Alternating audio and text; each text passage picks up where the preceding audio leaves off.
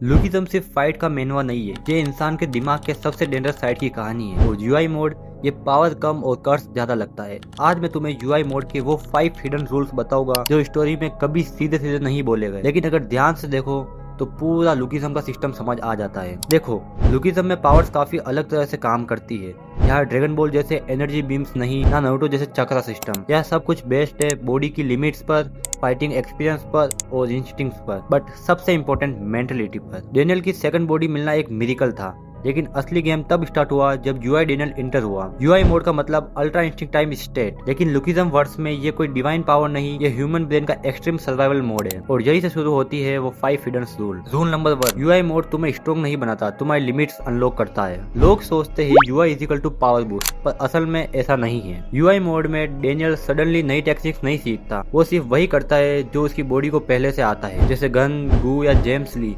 ये लोग बिना यूआई के भी मॉन्स्टर है क्योंकि उनका बेस लेवल ही अलग है, बॉडी ट्रेंड है और एक्सपीरियंस ब्रूटल है। डेनियल का यूआई इसलिए डेंजरस लगता है क्योंकि उसकी second body already perfect build थी। अगर जेक या वास्को यूआई में आ जाए वो डेनियल जैसे नहीं लगेंगे, क्योंकि यूआई तुम्हारी स्केलिंग चेंज नहीं करता, सिर्फ तुम्हारी स्केलिंग तक पहुंचा देता है। रूल नंबर 2, यूआई में दिमाग दोस्त नहीं दुश्मन बन जाता है। ये सबसे डार्क पार्ट है। यूआई मोड में डेनियल नहीं रहता, वो एक फाइटिंग मशीन बन जाता है। ना दर्द का सेंस, ना इमोशन, ना फ्रेंड एनिमी का डिफरेंस। इसलिए जे, गू, गन सब बोलते हैं UI is not control, it's loss of control. सोचो थोड़ा रियल लाइफ से कंपेयर करें।